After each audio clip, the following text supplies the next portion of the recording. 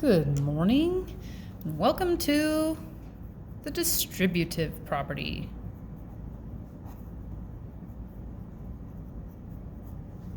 Remember to put your name on your paper, the date. Your date might be different than mine. And this is going to be box 2G. I'm pretty sure. Let me double check.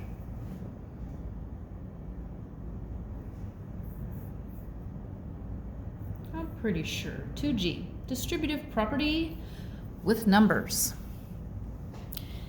There's a good reason to use the distributive property. There might be actually a couple. For algebra's sake, it's going to allow you to factor out factors later in order to simplify complicated math. So you'll first learn how to do the distributive property forward so that you can learn how to do the distributive property backwards. Also, it kind of helps with later the FOIL method.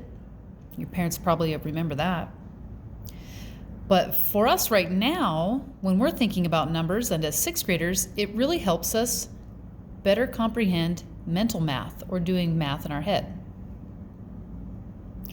So let's look at a couple. Well, let's just talk about what the distributive property is. Then we'll see how to use it. So the distributive property works kind of like this. If you had a bunch of schools, and they were in different towns, and you delivered milk, and that was your sole job, you would have to get milk to all the different schools. What's another word for get it to? Distribute it. You are the milk distributor. Okay, same idea. If you had, let's say it was Halloween, which was not too long ago, but let's say it was Halloween and you had a bunch of candy for Halloween, and little trick-or-treaters came.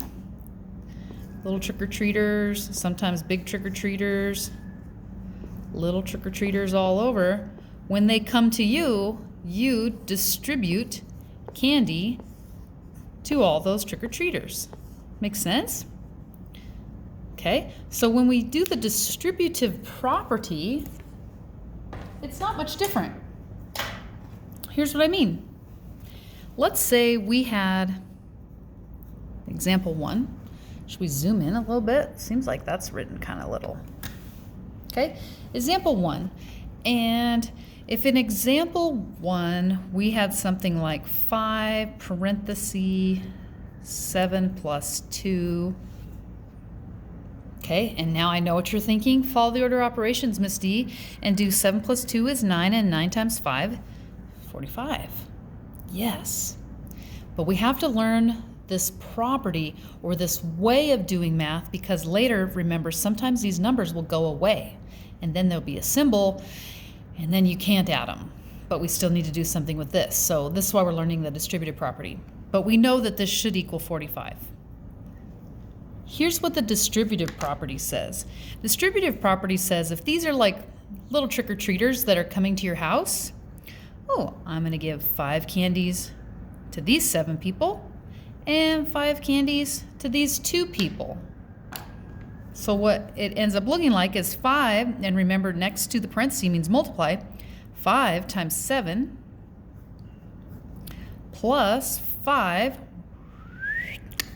times 2. And 5 times 7 is 35. And 5 times 2 is 10. And 35 plus 10 is 45. So it did work out. Misty, that's a lot of work. I know. But there's going to come a purpose. Follow along. Okay, let's try another one. Ooh, I wish you guys were here to make up numbers for me. That'd be so much cooler. Let's say 12 minus 4. Okay, and now if we were following the order of operations, we'd do 12 minus 4 is 8, and 8 times 3 is 24. Okay, but let's use the distributive property. That means 3 times the first number And honestly, it helps to draw these arrows. And 3 times the second number. Okay, so we have 3 times 12. Ooh, minus 3 times 4. Okay, 3 times 12, that's right, 36. 3 times 4 is 12. And 36 minus 12 is 24. Ha ha, we are good. Okay. Now, how could we use this to help us with mental math? Well, let's say you had a number like 29 times 5. Listen, I don't know what 29 times 5 is, but I can break that 29 up into something I do know pretty easy, which is 30 minus 1. What's 30 minus 1? It's 29. And if I times all of that by 5, now if I use the distributive property, I can go 5 times 30 and 5 times 3. Oh, I guess I better write it this way. And then 5 times 1. 5 times 30, well, 5 times 3 is 15, so 5 times 30 is 150, minus 5 times 1, 145. And this part here would make it easier to do in my head than me doing 5 times 29, because honestly, if I do this in my head, boop, boop, boop, boop, boop, boop, here's what would happen in my head. 29 times 5, and I would go through the standard algorithm, this is called. 5 times 9 is 45, carry the 4. 5 times 2 is 10, plus 4 is 14. And I would do that in my head. A little bit longer process. Breaking it apart this way is a little quicker. I wished I had learned it this way, but such is life, okay? So in this way, we kind of went backwards. We started out with 29 times 5, and then we made the distributive property happen for that. Pretty cool. Okay, what if we had, example 4, a question that might be something like 3 times 102. In my head, without writing anything down, I'd go 3 times 100 is 300, and 3 times 2 is 6, must be 306. But what did I do? I did that, because I did 3 times 100 plus 3 times 2. And then I got 306. And I know what you're thinking. That's a lot to write. So I'm just going to show you one.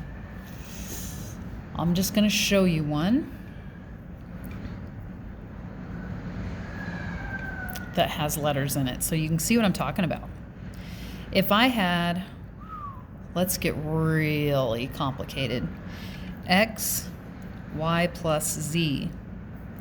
Let's say I had that mess. What and blue blazes, Miss D?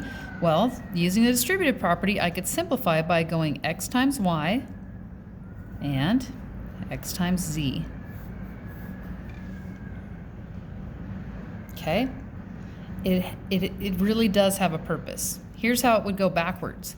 If I had like AB plus AC, I would see these both had a factor of A, meaning I'm multiplying both of these by A. If I factor out the A, I end up with A times B plus C. Holy moly. It's getting a little wild in here. Okay, here's another way to think about it. Let's say you had, do you remember when I write, you write? So you should have been writing all this down. Better get to writing. Let's say you had 5 times 197, which 197 is kind of a complicated number, but if you think of it as 200 minus 3, it's not so bad. Could we think of it other ways? Sure, I could think of it as 100 plus 90 plus 7. I could totally do that. But I think 200 minus 3 will suffice. So here's kind of what this means. If I say that this big box is worth 200, And then I'm going to subtract this little tiny box worth 3. How many of those do I need? Well, I need 5 of those. Oh dear. 1, 2, 3, 4, 5. And then I need 5 of these.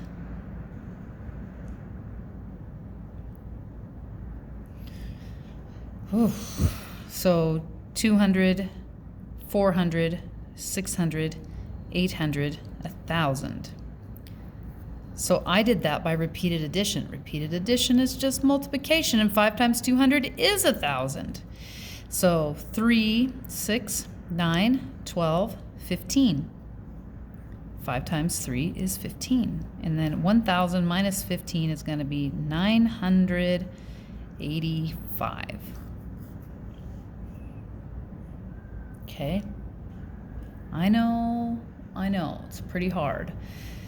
Here's what you need to do when you do your work today. And, oh, let me zoom out so you can see this. See how all my work is nice and neat down this left-hand column? I can just draw an imaginary line right here and start my number 1 right there. Okay, and number 1's going to be 5 parentheses 6 plus 8. And your directions are going to be rewrite using the distributive property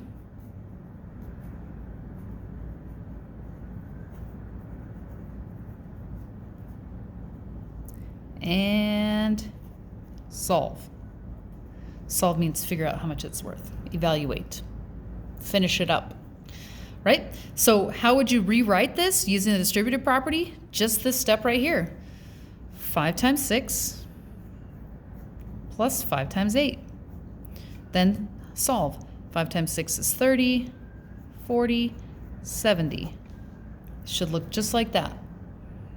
Okay? I'm going to give you plenty to practice with today. Plenty. All right? So you're going to have some like that, and then you're going to have some that are like this one, where you're going to need to break that apart and show me you know how to make the distributive property happen. Okay? So that's what your practice is going to be today. Good luck.